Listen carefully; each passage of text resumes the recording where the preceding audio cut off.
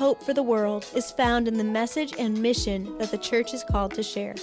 The local church is a community of baptized believers living in covenant together, under the authority of the Bible, to worship God and engage the world as ambassadors for Christ. As we seek to know God and make Him known, it's helpful to rub shoulders with people who are serving the church well. We are the Time with Giants show. Join us as we spend time with giants of the faith, walking with God among us. Whether you are walking with God or are seeking to learn more about Jesus, welcome to our show.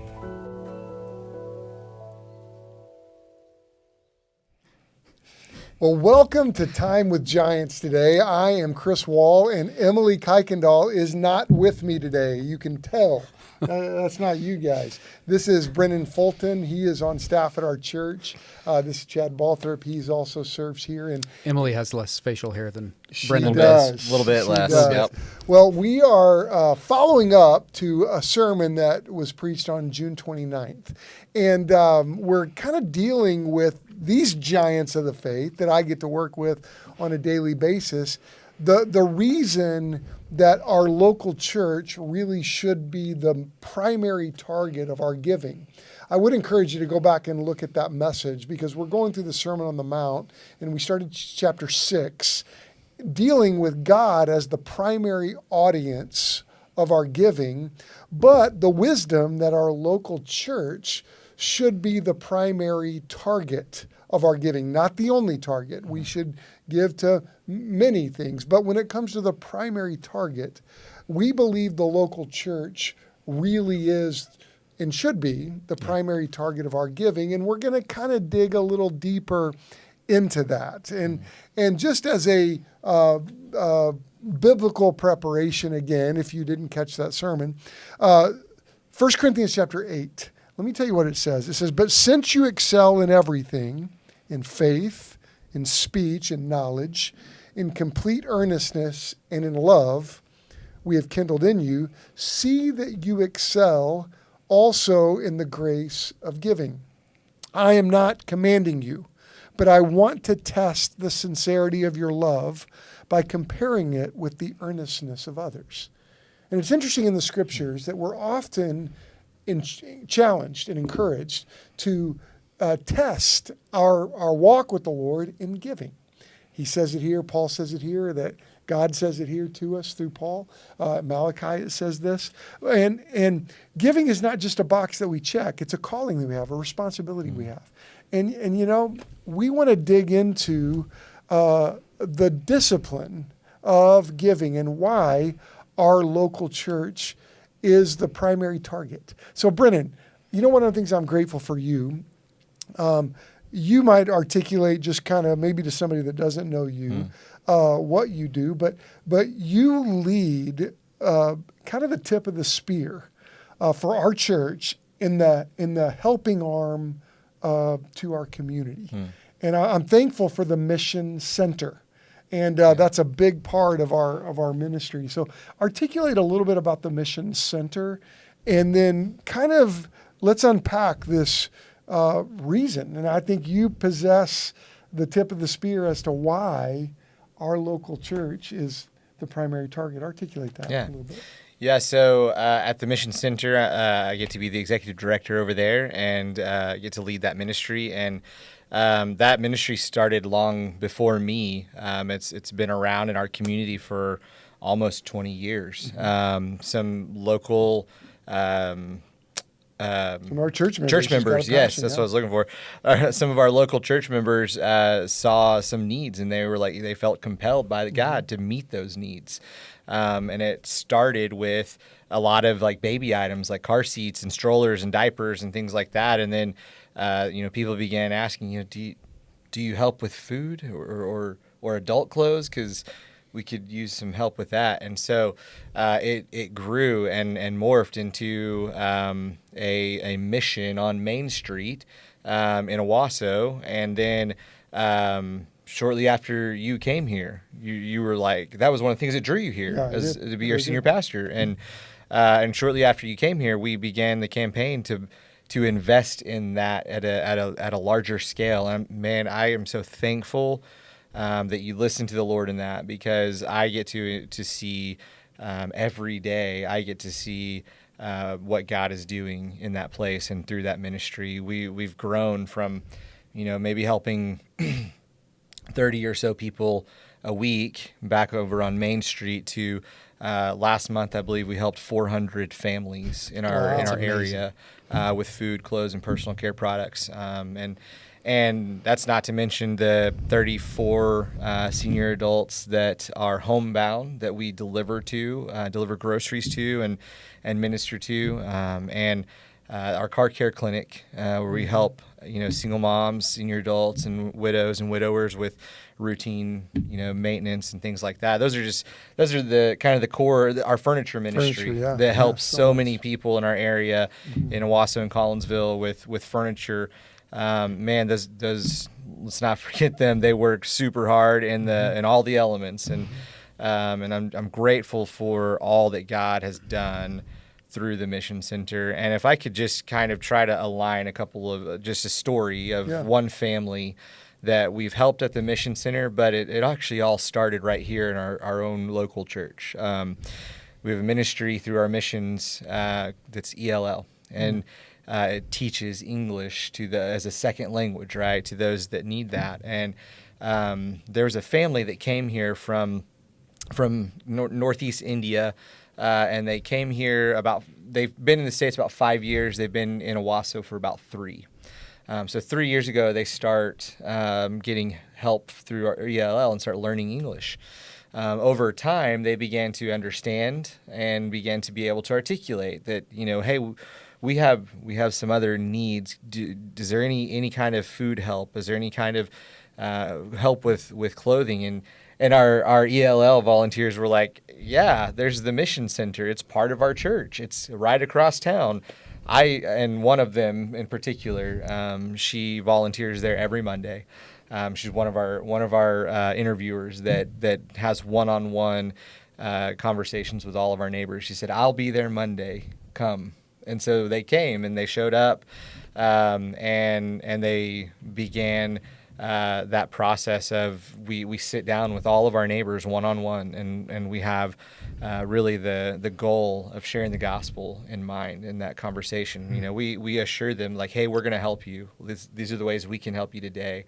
We may resource them with something that we don't do there, with other like-minded agencies, and then we strive to share the gospel or to build a spiritual relationship with our neighbors. And so that's what happens every time they come. So this family, they come from ELL, they get hooked up at the Mission Center for services. They were just in the other day, and I got to catch up with them. I got to interview them like their first or second time to the Mission Center. And so I kind of, as I see them, I always try to interact with them and just catch up and see how life's going.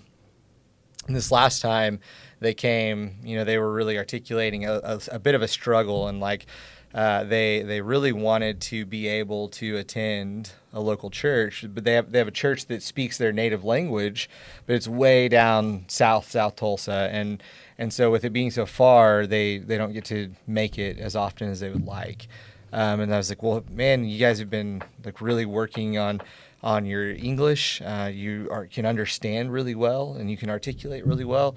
You ought to come try First Baptist. We're right now, it's a little topsy-turvy because of the construction and all of that, but it's running really smoothly. You can come, to the church building. We've got classes that you could connect with, and then you can come to the PAC for worship, and we're worshiping all together at the PAC. And so you ought to come, and you ought to come. And he was like, one of the things that that's been a struggle has been we're still trying to evangelize my father-in-law who's still in India.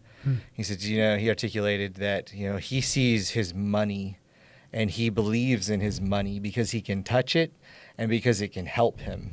That's what he said to me. That's what he believes in. And he said, we're trying to evangelize him and show him that, hey, Jesus is worth more than all your money combined, all the money you've ever had and all the money you ever will have. And he was like, but it's kind of hard because we don't get to go to church a lot, and so that spiritual feeding doesn't happen as much as maybe they wish it did. And I was like, well, man, we can do that too. That's kind of the thing that kind of keeps going in my mind is like, yeah, we do ELL, yeah, we have the mission center, and we do that too. We work on discipleship and evangelism, and we teach strategies for both of those things. And so you ought to come, and you ought to check out a group, and you ought to get involved in worship, and through that, just watch and see what God might do in the life of your father-in-law as you are fed spiritually, in gaining the knowledge and instruction and the spiritual depth that will outpour into his life eventually, and you'll have new things to say about God and his goodness. And so that was just a really cool kind of full circle story that's really fresh on my mind of why the church ought to be our primary target for our charitable giving. One of the things, Brennan, I'm thankful for you, because as I look at what your leadership of the Mission Center has helped me, and I think our church, articulate who we're serving. We're serving our neighbors. Right. This isn't just distant people around us. Mm-hmm. These are our neighbors that are going through a tough time. Yeah. And that we're responsible for our neighbor. And so I want to thank you for leading this helping arm of our church into our own community, helping us recognize the responsibility we have, but also helping those that are coming in to realize how we see them. We see them as our neighbor, as someone called to them. And it's another reason why I think the local church really should be the primary target. Chad, I want you to help us, as our executive pastor. You're really an expert in our finances, and we all grew up with parents that taught us the value of giving. That you can't outgive God.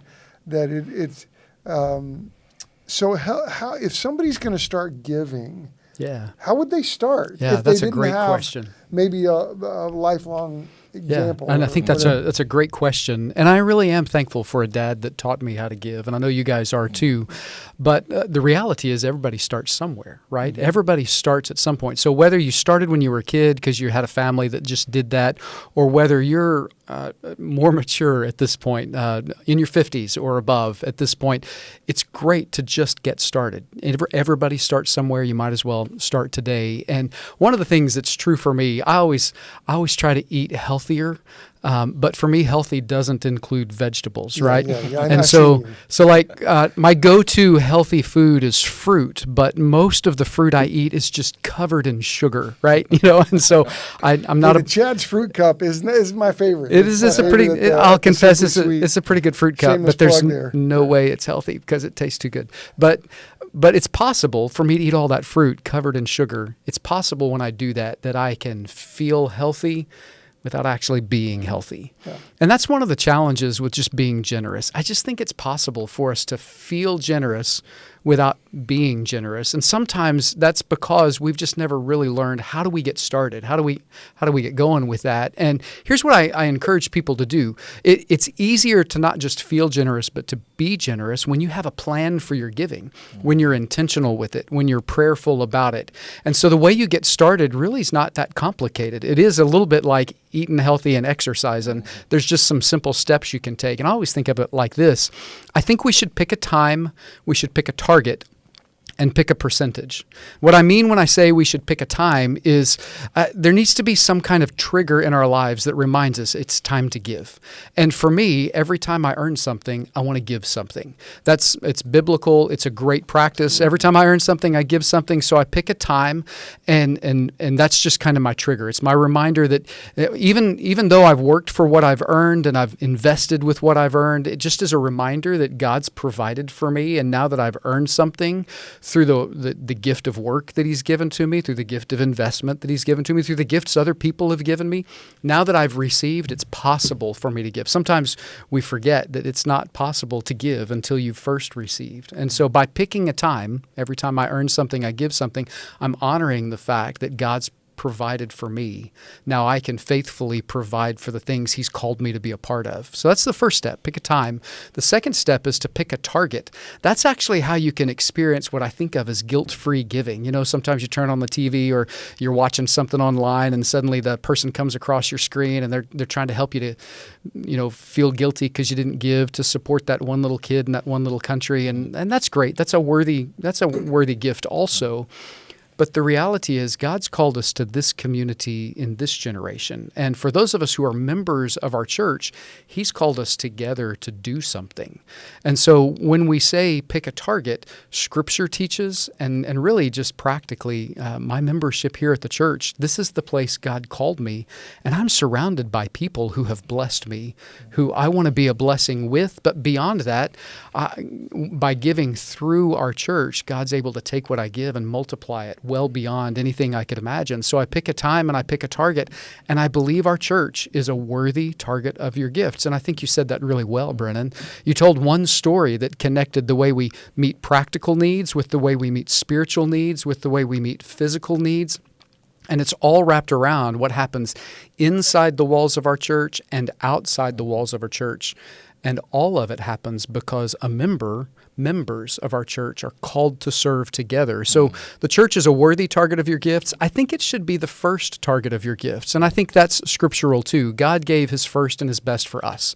So when it's time for us to start giving, I'm going to pick a time, and then my first target, my primary target for my gifts is going to be my local church, because this is the place and these are the people that God's called me to partner with in ministry.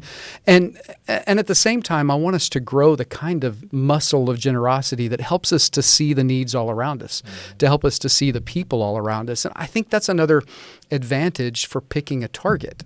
I don't think the church is the only target of your gifts. And the more I give, the more I see a need. And the more needs I see and the more God provides for me, the more I want to help be a solution to that need. But again, there can be a kind of guilt that comes with, I can't solve every problem. I don't have a big enough checkbook to do all the things I'd love to do for people. But here's something that's just true. God didn't call us to be the solution to every problem. He called us to do for one what we wish we could do for everyone. He called us to be the people who see the person in front of us for the need in front of us, and then to do what we can to help provide and to help with that need. And so there's just so much freedom that comes when we pick a time and we pick a target, and we recognize just the good that God amplifies as we give through our local church. We give our first and our best through the local church, but it's not the only target of our gifts. And then the last piece of that is we pick a percentage. Pick a time, pick a target, pick a percentage. And the idea of disciplined percentage giving, it really honors the fact that I can't solve every problem. There really are limits to my resources. And beyond that, God, well, it's complicated when I start thinking about Scripture, because in the Old Testament, the number was clearly 10%. And there's a historic reason for that, but that's also about some of the financial life of the nation of Israel. And so that's important too. But when I look at the Old Testament and the New Testament, you see it in this series on the Sermon on the Mount that we're doing. Law can sometimes be thought of as easy. You check the box, you did the right thing. Grace is just maybe more complicated than that. In Matthew chapter 5, it reminds us that the 10 Commandments say don't commit adultery. They say don't murder. But then Jesus says, you've heard it said don't do those things here. But here's what I say. If you have lust in your heart, it's like you've committed adultery. And if you hate people, it's like you've committed murder. And so certainly the Old Testament number was 10%. But I wonder if maybe the percentage in the New Testament, I wonder if it's just something more or different than that. And so that's where I would say maybe you can't start at 10%. Well, start somewhere. Start with 1%. And then every time you get a pay raise, see if you can raise that percentage. Get to 10% as a great starting point, and then see how far God can take you. And I think there's just great strength in picking a time, a target, and a percentage. And that's what my dad taught me. And I've never regretted anything I've ever given. And I've always been able to give with the confidence that I am honoring God and that my gifts are being funneled through that group of people that God's called me to partner with in ministry. And there are times when I look at the amount that I can give and I think, it's not gosh, God, that's not very much. I hope you can do something with that. And it's always amazing for me to see how he takes what I give and puts it with what you give and what everybody else gives. And suddenly that amount becomes something pretty impressive, and it goes further than I could ever imagine, and it meets needs that really aren't just practical in today. It meets needs that are eternal. And it all started because at some point I decided not to just feel generous. I decided to figure out, how can I actually measure my generosity? Chad, that's a good word. God's arithmetic is fascinating to me. We had a vivid example of that. Just coming home from Maggie's wedding. My youngest daughter got married. Emily's sister got married. And Robin and I were driving home, and Robin said, Chris, we have no more children at home. Yeah. Everybody's gone. Yeah. Hey, I've got 4. If you ever want to borrow bring them over, man. It's kind of quiet. My Padre? house is clean, and it's driving us crazy. Then she said, we've given away 3 children to marriage, but now we're a family of 11. Yeah. You're going to need a bigger table. Oh, yeah, we're going to need a bigger table at our house. That's crazy. Gracious. And so, God's arithmetic, and that percentage, I think, is a really wise decision because it makes you think about it. When you earn something, you got to think about what is that percentage, and that causes us to meditate and pray. Yeah. Brennan, you articulated this, I love this prayers, but you also articulated something you learned from James. James Callison. Oh, yeah. And we'll put this link in the show notes. Would you a couple of episodes ago, James Callison, one of our church members, you guys had him on here, and he said this. He said, giving is not about fundraising; it's about heart formation. Mm-hmm. It's not really about just raising money so that we can do the things and pay the bills. It really is, and what the Bible articulates is this is a heart thing. It's not just about funding something for the sake of funding something. And then I also had a thought on what Chad's articulating, and then something that you often say is we should think about things in biblical terms. We shouldn't check our minds at the door, is what you say a lot. We ought to give some mental sweat to Christ and to grace and to, I think, giving. And sometimes I think that we can get caught in this pattern of giving maybe because it's what we always do, or maybe it's because it feels good in the moment. But I can give and it feel good. I can also spend money online or at a store, and it can feel good too. But I think that when we think about the giving that we do, we ought to think about it before we do it, as we do it, and after we do it. We really ought to say prayers, maybe something like, blessed are you, Lord God, for all creation. Through your goodness, we have this money to offer. It's the fruit of our labor and of our skills that you've given us. Blessed be God forever. This is an easy, quick prayer that anybody could say something along those lines. And what are you doing in that? You're acknowledging that it's because of God that you have these funds to give. Yeah. You're also acknowledging that the job you have and the skill that he's given you and the way that you think, those are all gifts from God too. Mm-hmm. And so in all of those things, you're acknowledging, God, you created all things and you give away all things. And this is just the little bit that I can give back to help advance the gospel in your kingdom here on earth. And so I think that that is something that we sometimes we get lose sight of. And I think that I know that for me and for my family, leading our family to giving, I know that to be intentional, which is what you're describing, and it's kind of what the theme here is to be intentional with our giving. I think that the things got a little more serious as I began to say, okay, I'm not just going to push the button to give. I'm actually going to ask God to bless this and to take it and use it for his glory and his kingdom. That's good. That's really good. I know not all of you attend our church. But as I have challenged our church to come listen to this podcast, Brennan, let's talk a little bit, just as we kind of wrap up today, where our dollars go. When we give to First Baptist Owasso on our mission. I mean, that's what I love about our mission here.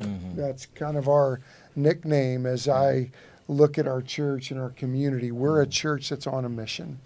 And where do our dollars go?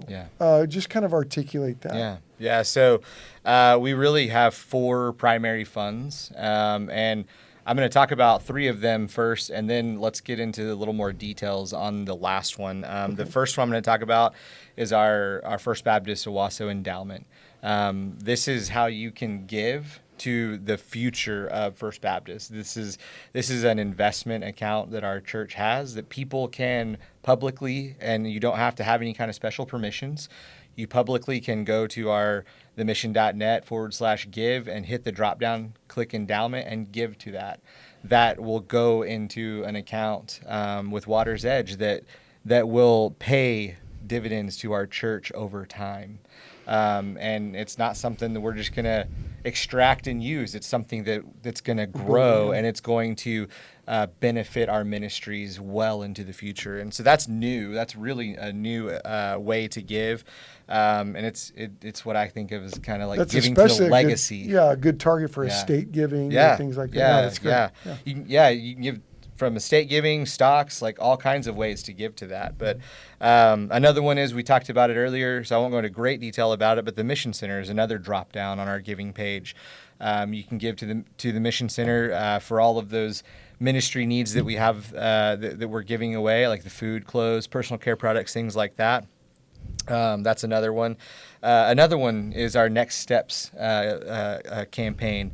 That's the building of our church building, and that's what we're in the middle of right now. You know, it's mentioned earlier, we're in construction, and we can kind of hear some of that through the walls. But that's the building of our church building right now. And then the last one that we'll talk about is our operating budget, or ministry fund is what it says on the drop down on our website, and that's where you give. That's what we think of in terms of like a tithe, right? If you're going to give that percentage, that's where that goes. It's where it rightly goes, and that it pays for the ministries that happen through the life of First Baptist Owasso. And you like to, I keep robbing some of your that's stuff, right. Hey, but I'm glad you listened. It's good stuff. You like to articulate it this way. In everything that our church does, we have a couple of primary focuses, and there's discipleship and there's evangelism. And they are 2 sides of the same coin. And so that's what I'm robbing from you. But that's probably stole somebody. but that's what this fund is. It's our operating budget. It's how we pay for the discipleship and the ministry that happens through the life of First Baptist Owasso. And I want to just break that down to just talk about, when you give to that, where does that money filter to? And I think that's what people may be interested real in. Time, and so, just this year.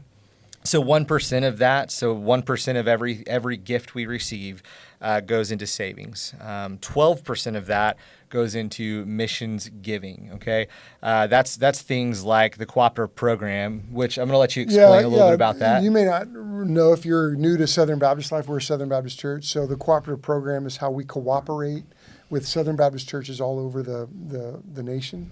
And we can do a lot when we give together. For example, we support over 3,500 missionaries all over the world. I'm a trustee for the IMB. That's just one of our entities that our cooperative program dollars, so 6% of our budget on an annual basis goes to the CP, which goes to keep those missionaries on the field. And our team is going to go to Prague to serve our IMB missionaries at a big meeting in Prague. And so I'll tell you what, I love what we cooperate together, because when we as a Southern Baptist Church at First Baptist Owasso and Central Baptist Church here in Owasso, great brothers in Christ, we pool our resources and we can do more together than we could by ourselves. We can do a lot by ourselves. Yeah. But I love that cooperation. Yeah. Okay. And then 1% of that goes to the Tulsa Baptist Metro Network, which I'm going to let Chad explain a little bit about that. Yeah, it's actually, it's really a kind of a brilliant way of doing things. If the cooperative program is the way we cooperate with other Southern Baptist churches to raise up and send out the largest missionary group of people in the world, the Tulsa Metro Network is really designed to unite the hearts of Southern Baptist churches in the Tulsa metro area for the purpose of reaching this city and this metro area with the gospel, to raise up churches, to raise up missionaries who would be focused specifically on Tulsa and the metro area. It's the way we partner together with churches that are bigger than us and churches that are smaller than us. We pool our resources, we pool our prayers and our efforts to reach this city. Yeah. So then 3% of that missions giving goes to direct missions. That's our missions partners that we directly support and care for and pray for right here through our church. Keith Davis leads our missions team and mobilizes our people to go on mission trips to serve those partners on the mission field, and does a great job with that. And then 2% goes to something that God did that's really cool, replanting Mesa Church, formerly the Mission Church in Tulsa. And so really thankful. They're doing well. So that total percentage is actually, we give away 12% of our total. But so if you give $10, $1.20 of that is going to go, we're just going to give it to like-minded ministry organizations. And then 33% of that goes to our program and operations for gospel ministry. That's where really that two sides of the same coin of evangelism and discipleship, that's where that goes, is 33% of every gift given. And then 54% of our budget goes to personnel, which is the people who are intentionally and prayerfully seeking the Lord in how we can best evangelize and disciple our community and the people who God brings to our church. And so all of that together, that's 100% of our of the tithes that are given to our church go to missions. They go to evangelism and discipleship. They go to savings, and they go to personnel to intentionally and practically lead our community in discipleship and evangelism. Yeah, that's good. Well, guys, thanks for your time today. Yeah. Thanks for coming on Time with Giants. And you know, I'm grateful that you have tuned in, and you know, as I pray for our church, I pray for you, even if you don't go to our church, for your local church to be the primary target of your giving, because that's where you live. That's where God has planted you. And so it should be the primary target of your offerings and gifts to the Lord. Not the only target, like we said. It is good for us to work that generosity muscle. And like we've learned, and I want you to learn, that you'll never outgive the Lord. Now, a lot of times, like the blessings that come to us aren't always financial. But we're laying up for ourselves treasures in heaven. And this is a calling that we have. And so I pray that you seek the Lord in asking this question, Lord, what should I give? And you ask the Lord on that. And you know, as you seek the Lord, seek His Word, let His Word stand in your life, God will use it in an incredible way. You know, I'm really thankful that you joined us on Time with Giants. We'll pick it back up in more episodes, especially as Emily gets back on her feet and Claire Grace is rolling a little longer on this world. But I'll tell you what, we're thankful that you've joined us today, and I hope that you have a blessed day. Thanks for joining us on Time with Giants. Thank you for joining us today. Remember, following Jesus means that we seek to do as He did.